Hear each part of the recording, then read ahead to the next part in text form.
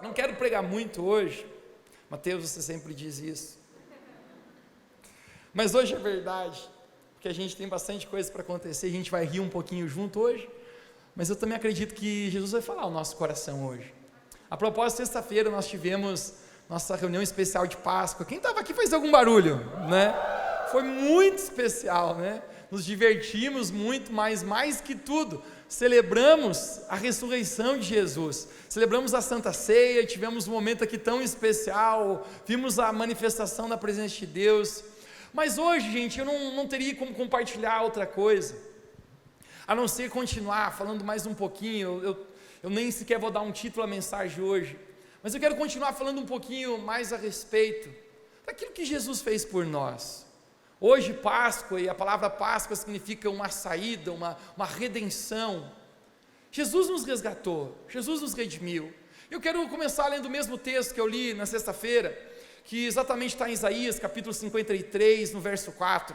Você pode abrir a sua Bíblia comigo, Isaías, capítulo 53, no verso 4, se você trouxe sua Bíblia no livro ou no seu celular, você pode abrir aí, senão você pode acompanhar conosco no telão.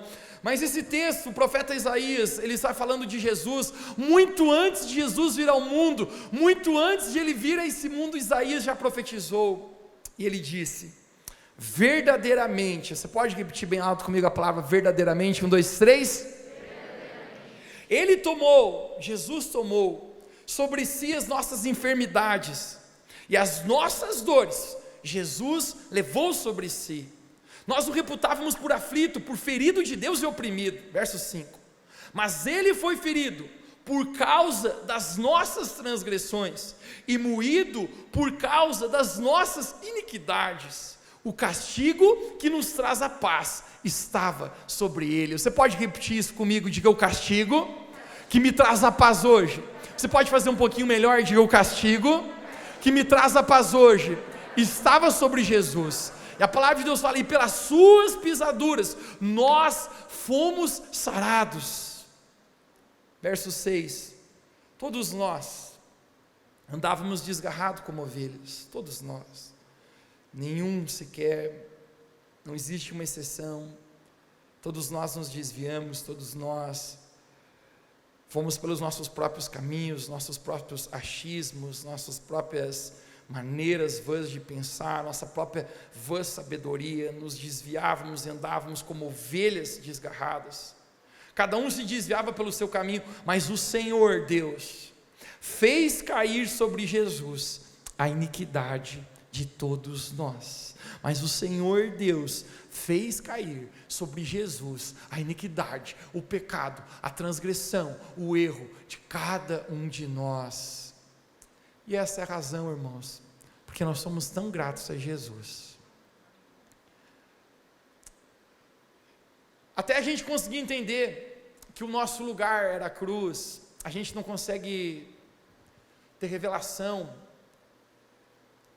de muita coisa, até a gente entender que eu pequei. A palavra de Deus fala que o salário do pecado é a morte. Hashtags, vamos ser sinceros, nós somos muito pecadores. O apóstolo Paulo, em certo momento, numa das suas cartas, ele fala: nós somos pecadores, o qual eu sou o principal pecador, ele fala, e eu costumo me colocar na lista do apóstolo Paulo, digo, eu também sou um dos principais pecadores. Quantas vezes eu já ofendi a Deus, quantas vezes eu já errei mesmo sabendo, muitas vezes sabendo que Deus me amava e eu o desobedeci. O salário do pecado é a morte, mas a palavra de Deus fala que o dom gratuito de Deus é a vida eterna por meio de Cristo Jesus, o nosso Senhor. Nós merecíamos a cruz. A palavra de Deus fala que por um só homem, a gente está falando de Adão e Eva. A propósito, uma das coisas que eu quero, uma resenha, um papo reto, que eu quero ter quando eu chegar no céu um dia com Adão. Cara, eu quero levar uma soqueira escondida aqui. Eu quero dar bem no meio do focinho dele, mano. Por que você tem que pecar, cabeção? Não teria morte, seria tudo perfeito. Deus não criou a humanidade para ser isso. O pecado entrou, bagunçou tudo. Um dia eu quero chegar para Adão e dizer: mano, você não sabe o problema que você causou para todos nós. Mas a verdade é que se eu estivesse no lugar de Adão, talvez você teríamos feito o mesmo. Mas a Bíblia fala que por um só homem entrou o pecado, e o pecado entrou a morte por todos. Todos nós pecamos. Nós acabamos de ler Isaías capítulo 53, que todos nós nos desviamos como ovelhas desgarradas, cada um pelo seu próprio caminho, cada um no seu próprio entendimento. Mas o momento que eu descubro que Jesus escolheu tomar o meu lugar, escolheu tomar a cruz, por amor a mim, não existe como a gente não ser grato, a gente não ter essa verdadeira alegria. O próprio profeta Isaías, lembra que eu falei para você, ele escreveu isso muito antes de Jesus vir ao mundo. Você consegue entender que nós estamos falando, acredito, de 1500 a 1700 anos de Jesus vir ao mundo? Ele está profetizando que ele tomou sobre si, Jesus ele foi para a cruz, mas no verso 11 de Isaías capítulo 53, exatamente no verso 11, o profeta também profetiza algo e ele diz: mas Jesus verá o fruto do seu penoso trabalho, de sua alma, e ficará satisfeito. Você pode repetir comigo, diga: Jesus verá o penoso trabalho de sua alma, e ficará satisfeito. O penoso trabalho de Jesus foi morrer na cruz por nós. Sexta-feira, na nossa reunião de Páscoa, se você estava aqui, nós editamos um vídeo e colocamos aqui com principais cenas da crucificação, principais cenas de Jesus sendo crucificado. Eu por um tempo fui aos bastidores, quando eu voltei, eu via lágrimas nos olhos de muitas pessoas. Eu sempre falo também que você não terá também uma revelação clara de quem Deus é, até você ter uma revelação clara da cruz de Jesus, de que foi por você, do preço real que Ele pagou. A propósito, você sempre, a propósito, jovens, você sempre diz: eu sempre quis que alguém morresse de amor por mim. É ou não é? Vou casar, mas vou casar com alguém que morra de amor por mim. Foi exatamente isso que Jesus fez, literalmente. Jesus ele tomou o nosso lugar, mas a palavra de Deus fala que um dia ele olharia para trás, ele olharia o fruto do seu penoso trabalho e ele diria, valeu a pena. Eu falei para você que eu não tenho título para essa mensagem e os ansiosos aqui ficam arrepiados agora, esperando um título. Mas se eu fosse tentar falar algo, eu diria: viva uma vida que vale a pena o sacrifício que Jesus fez por você. Viva a sua vida de tal forma que vale a pena que o fruto do penoso trabalho de Jesus seja recompensado. É isso que o profeta Isaías fala, que Jesus olharia um dia para trás e ele diria: valeu a pena carregar a cruz, valeu a pena ter sofrido aquela dor, levar a culpa de toda a humanidade. O simples fato é que Jesus se entregou por nós. Você pode repetir comigo: que Jesus se entregou por mim. Ele tomou o nosso lugar. Ele tomou o nosso lugar. Quando eu estava para fazer vestibular, eu estava estudando bastante. Eu era um menino, adolescente, preocupado com coisas dessa vida. Cada fase tem uma estação e se eu fosse viver hoje, diria para você: viva bem menos preocupado com aquilo que você se preocupa hoje, porque tem tantas coisas que você preocupa tanto hoje que não fará uma mínima diferença amanhã. E tem tantas coisas que você não se preocupa hoje que valeriam toda a sua preocupação. Mas eu recordo que estudava e quem acha aqui que eu passei no primeiro vestibular que eu fiz? Levanta a mão aí. Gente, vocês não botam fé em mim. Vocês não gostam da minha cara, hein? Vocês não gostei. Não passei, gente, vocês acertaram. Alguns aqui conhecem bem o pastor que tem. Mas a gente é persistente, a gente é perseverante. Propósito aqui: quem é perseverante em Cristo Jesus? Não importa, cara, a luta que a gente enfrenta aqui fora, aqui dentro, o apóstolo Paulo fala: aqui fora eu posso estar batido, mas aqui dentro nunca desamparado. Aqui fora pode estar despedaçado, cara, mas aqui dentro não estou caído. A gente é perseverante. Eu fui fazer o segundo. Quem acha aqui, irmãos, agora que eu passei no segundo? Gente, Então, a reunião acaba aqui, Deus abençoe, foi uma bênção já. Mas eu não passei no segundo também.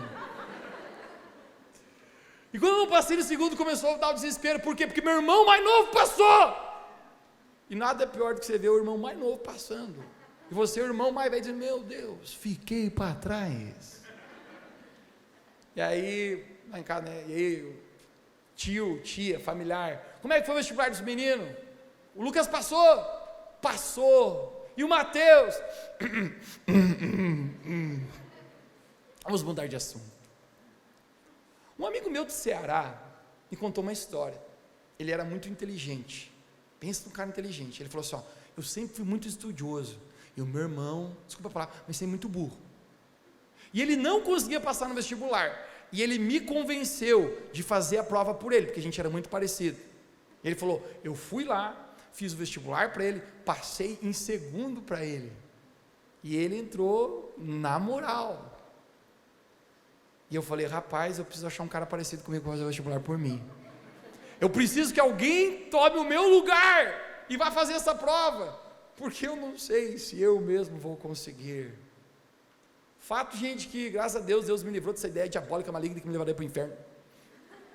E eu mesmo fui fazer o vestibular e passei, não em segundo, mas agora só para honra e glória de Jesus, gente, em 7º lugar. Nem devia estar contando isso para você, mas no meu aulão, os professores falavam assim, ninguém falte no sábado, porque domingo é vestibular, e no sábado eu vou dar 5 questões que vai estar na prova. E a galera, uau. O outro dizia, quando for minha vez, eu dou 7 questões. Quando perguntaram para mim, Mateus, você vai vir? Eu falei, não. O professor falou, você é louco, cara, não vi nesse aulão? Você dedicou tanto o ano inteiro?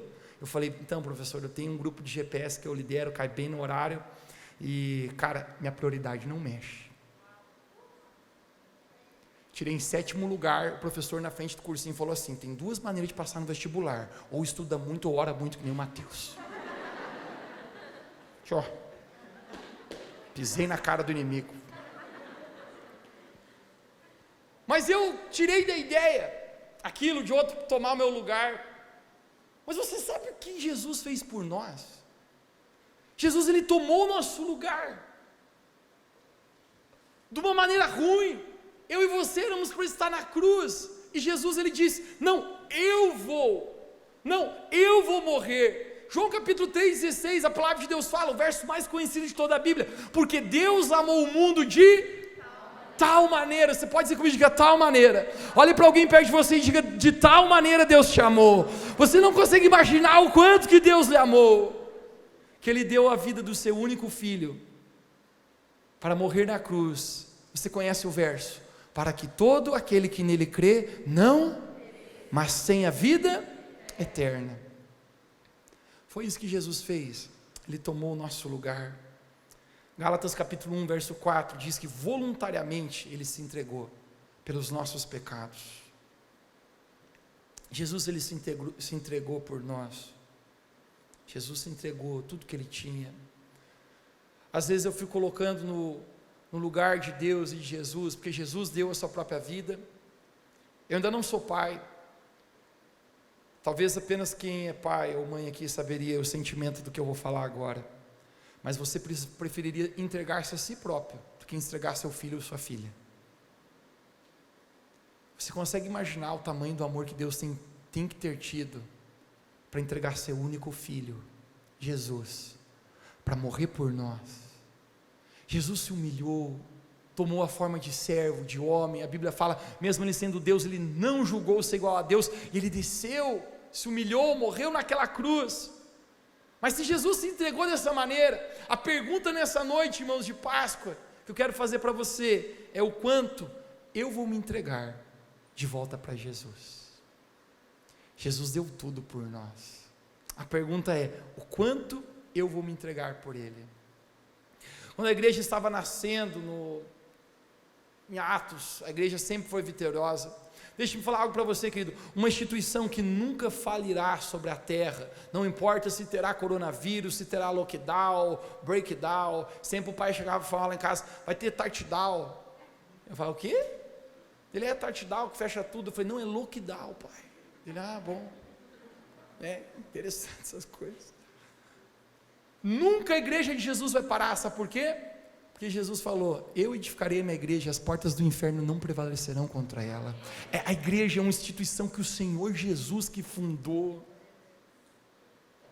Mas por toda a história da igreja, a igreja nasce, nos seus períodos de dificuldade, a igreja sempre prevalece. E deixa-me falar algo para você: sempre depois de toda a crise, sempre depois de todo momento de dificuldade, parece que a igreja ressurge mais forte ainda. Eu apenas tenho uma sensação, querido, que esse momento que nós estamos passando, ele vai passar, e quando passar a igreja se tornar mais forte ainda do que já é. No século XV, nesse momento, isso não está na Bíblia, isso são relatos históricos, a respeito de uma igreja na República Tcheca. Eles eram conhecidos como os irmãos morávios. Na placa da igreja deles estava escrito unitas, que significava unidade dos irmãos. A propósito, a igreja é um lugar de unidade de irmãos. A Bíblia fala que Deus é o nosso Pai, e se nós somos filhos e filhas, o que nós somos? Por isso que um de vez em quando chamou, aleluia, irmão. Porque a gente é irmão em Cristo Jesus. Pessoas que você nem conhece, pessoas que talvez você não saiba nem o nome, mas você consegue amar com amor sincero, porque o que nos une é o amor de Jesus por nós. Essa igreja, a República Tcheca, unitas, irmãos, unidade dos irmãos, uma igreja pequena, mas eles começaram a se dedicar a projeto de missões, e esses irmãos conhecidos como morávios dessa igreja, eles tinham um desejo tão grande de levar a palavra de Deus. Nesse momento, a gente está falando do século XV, a maioria das pessoas ainda no mundo não foi evangelizado. Muitas pessoas sequer ouviram falar do evangelho, que Jesus é o caminho, que Jesus é a verdade, que Jesus é a vida, que Jesus tomou o nosso lugar da cruz. Muitos não sequer ouviram. Não existem redes sociais para propagar, e muito menos internet. Esses irmãos têm uma missão: se tornarem missionários, para levar as boas novas do evangelho para o mundo. Aquilo queimava no coração deles. Os relatos históricos que esses irmãos moráveis, através do ministério deles, eles criaram 700 centros missionários. Através desse simples igreja, através desses irmãos, essa pequena comunidade, mais de 83 mil pessoas foram batizadas nas águas, entregando a sua vida para Jesus como seu Senhor e seu Salvador. Dessa pequena igreja, acredita-se que mais de 335 missionários foram para as nações com o intuito de evangelizar. Mas existia um líder desse movimento, o nome dele era Nicola von, e o sobrenome dele é alemão. Por mais que eu sou alemão, eu não quero arriscar, porque eu passaria vergonha. Zinderdorf. Esse homem, num encontro com Deus, num encontro com Jesus, em seu quarto, um dia ele ouviu uma frase impactante que mudou a vida dele. Eu sempre falo, querido, que na nossa vida, a gente vai caminhando com Jesus, tem reuniões que são tão mais especiais, tem reuniões que parece que a gente não sente nada, não sente arrepio, e não precisa sentir. Tem vezes que eu abro minha Bíblia e Deus fala comigo, tem vezes que eu apenas li minha Bíblia e foi bom, tem vezes que eu orei e eu parece que Jesus estava no quarto comigo, e tem vezes que eu orei e parece que a minha oração subiu 1 metro e descia 2, mas mesmo assim eu estou feliz porque eu estou fazendo aquilo que Deus me chamou para fazer, estar em relacionamento com Ele, não numa religião. Amém. Mas esse homem no quarto dele, ele teve um encontro com Deus, um encontro com Jesus, um desses encontros que eu falo para você que são especiais, parece que tudo muda, que o ar está denso, que apenas você sente a presença de Deus tão palpável, e a frase que Jesus falou para ele é: eu dei minha vida por você, e agora eu quero saber, o que você vai fazer por mim? Eu dei a minha vida por você, Nicola, e o que você vai fazer por mim? No coração dele, ele diz que cresceu um amor tão grande por Deus. Ele falou: Deus, se você se entregou dessa maneira por mim, se tu morreste na cruz, Jesus, dessa maneira, tu se entregou de tal forma, capaz de dar vida em meu lugar, eu também quero, Jesus, fazer algo por ti, me entregar por inteiro para ti. Ele, juntamente com mais 3, os relatos históricos falam que eles decidem fazer algo. Existe uma ilha que não havia sido evangelizada, uma ilha obviamente primitiva, pessoas e vendo num contexto canibal, que matavam pessoas, e os relatos dessa ilha, que apenas se aproximarem pessoas estranhas dessa ilha, eles já matavam. E esse homem chamado Nicola, com mais 3 amigos, eles falaram: a gente precisa ir até lá evangelizá-los, a gente precisa até lá falar de Jesus para eles, a gente precisa falar do Filho de Deus, a gente precisa falar que alguém amou e morreu na cruz por eles, e é isso que nós vamos fazer. Quando eles decidiram fazer isso, os seus familiares, os seus amigos, diz que falavam: por favor, tire essa ideia da cabeça, porque isso é uma passagem sem volta, vocês vão e não voltam mais, quando vocês chegarem naquela ilha, provavelmente vocês vão morrer, eles vão matar vocês. E eles falaram: a gente está resignado a entregar até a nossa própria vida, para que Jesus seja glorificado, para que Jesus seja conhecido, porque também Jesus entregou tudo por nós. Se quando eles estavam num barco, de partida na praia, as pessoas foram lá para despedirem deles, muitos choravam, aquela emoção toda. Quando o barco começava a se afastar, os relatos históricos, que esses 4 homens, eles diziam algo. Isaías capítulo 53, eles diziam: a gente está indo para que Jesus, o Cordeiro de Deus, receba a recompensa do fruto do penoso trabalho da sua alma. E as pessoas diziam: vocês têm certeza?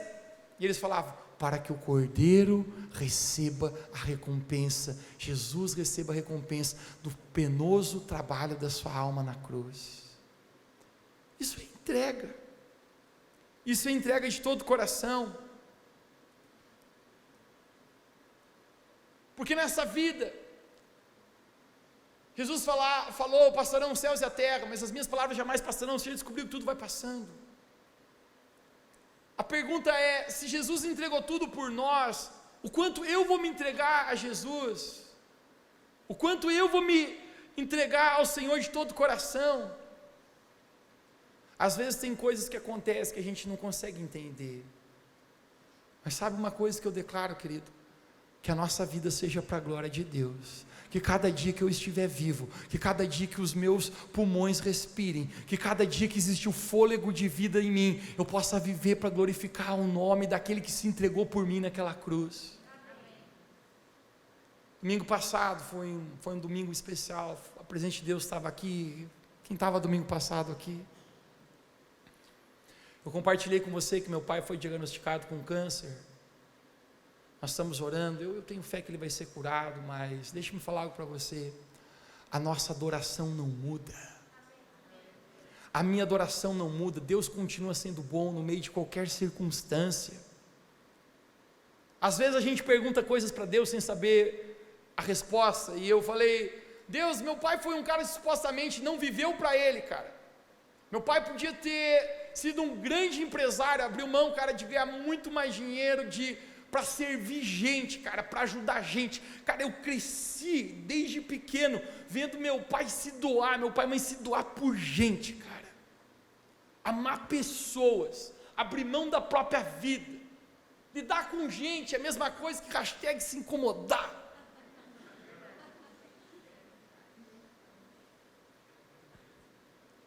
Eu vi, cara, a vida inteira amar Jesus, servir a Deus. Eu falei: Deus, eu creio que o Senhor vai curar ele, mas será que não podia ter uma velhice tão tranquila, sem nenhuma doença? E Deus falou para mim: Mateus, o importante nessa vida não é como se morre, é como se vive. O importante na vida não é o quanto se viveu, mas é o propósito que se cumpriu. A nossa adoração não muda. Jesus, ele morreu na cruz em nosso lugar. Isso é o suficiente. Entendemos a alegria da salvação, que o nosso destino era o inferno, a morte eterna, mas Jesus tomou o nosso lugar. Todos os dias me faz acordar apenas com um sorriso e dizer: era para mim estar lá. Mas a pergunta que vem na minha mente: se Jesus se entregou tanto assim por mim, o quanto eu vou me entregar por Ele? O quanto eu vou me entregar? Algumas vezes, alguns falam: o quanto você tem de Deus? O quanto você tem de Deus na sua vida? Mas a sentença sempre deveria ser o contrário: é o quanto Deus tem de você. quanto Deus tem o seu tempo, as suas prioridades, o seu foco, a sua motivação, as tuas paixões, porque Jesus Cristo fez tudo isso por nós. Eu apenas sinto, irmãos, hoje, nesse domingo de Páscoa, nesse domingo onde nós podemos celebrar não apenas a morte, mas a ressurreição de Jesus, que é um dia de nós nos entregarmos de maneira total, de termos uma entrega total, aquele que se entregou também totalmente por nós, cada lugar da nossa vida, cada quarto do nosso coração. Isso é mais do que vir à igreja. Nós não somos frequentadores de igreja, nós somos a igreja de Jesus.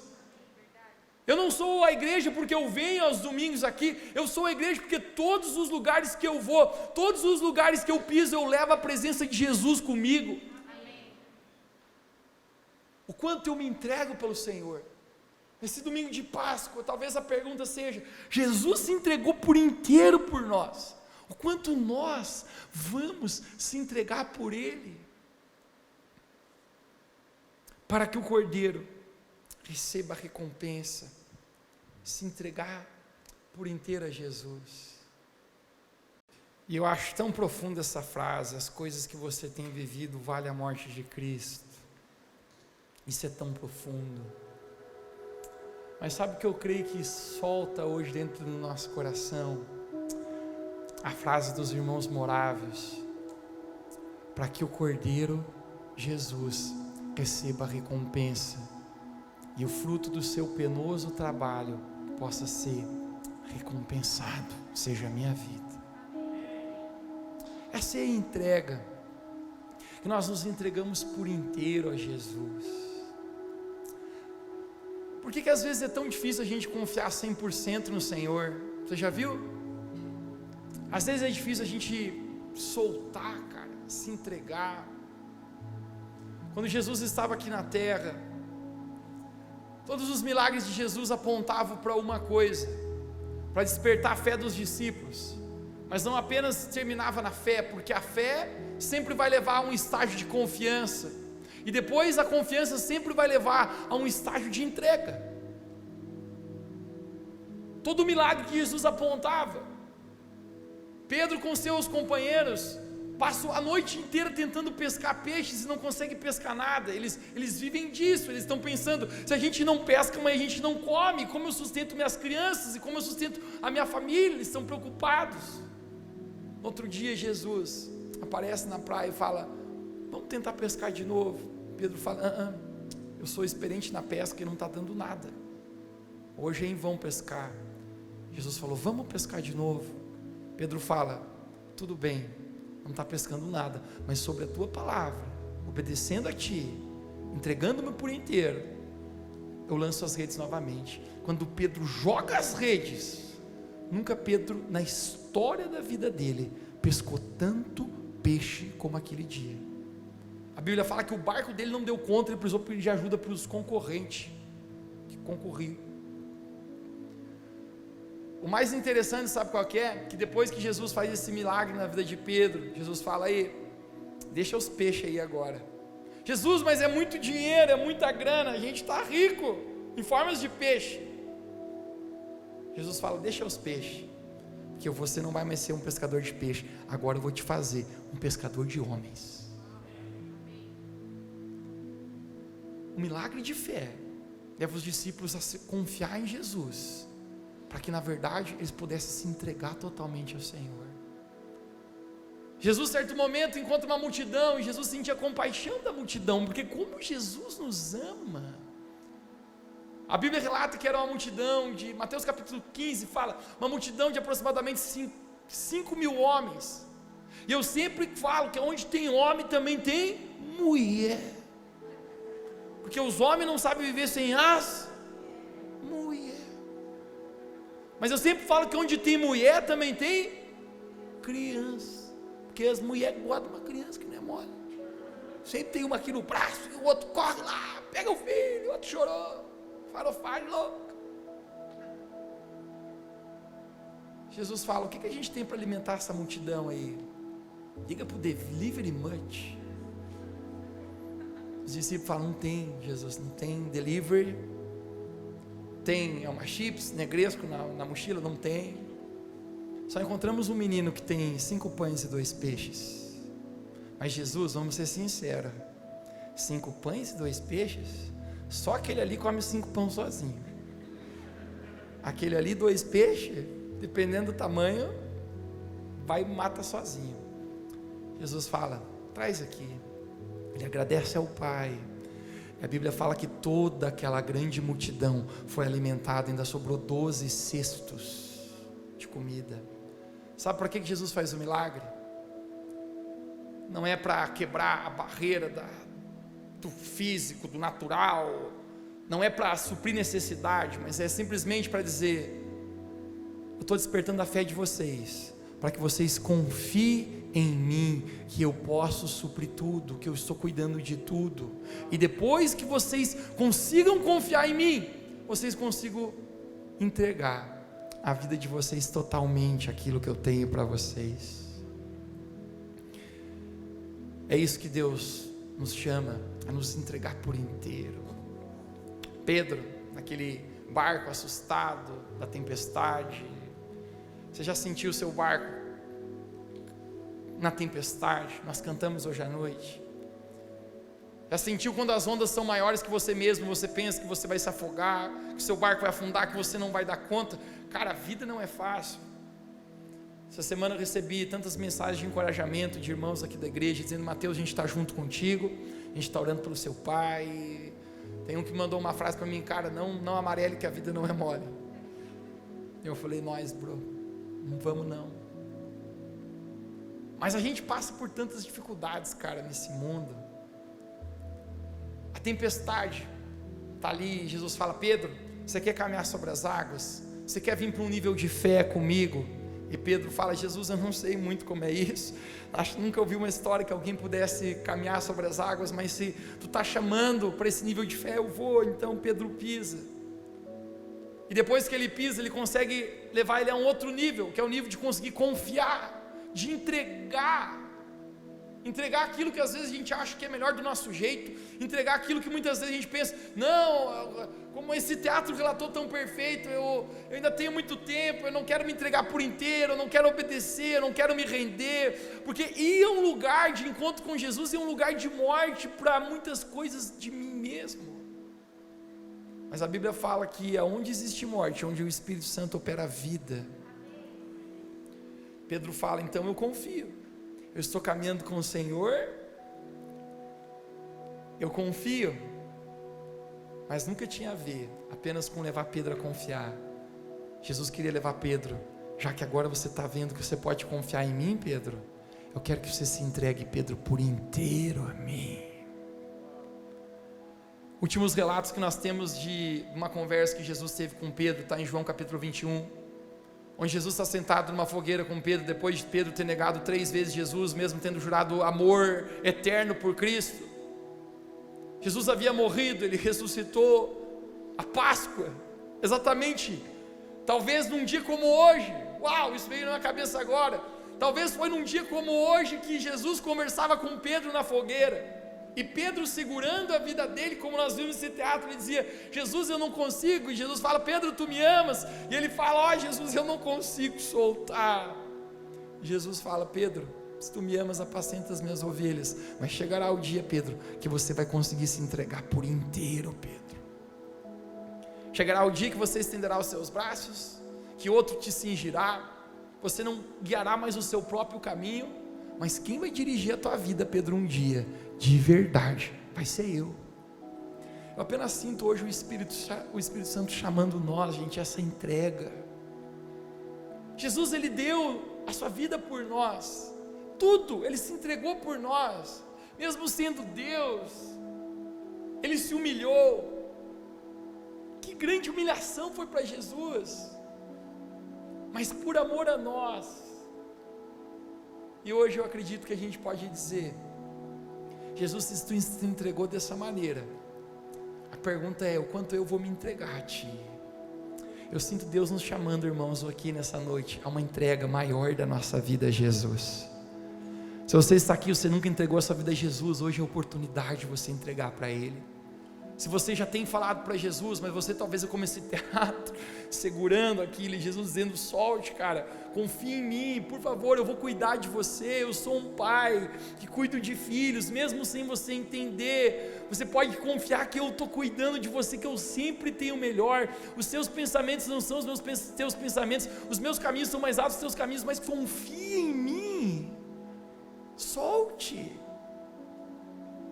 Hoje eu acho que Jesus chama a gente a nos entregar por inteiro, a uma entrega total na presença de Jesus. Quem aqui crê pode dizer amém? Fica de pé onde você está, vamos orar junto.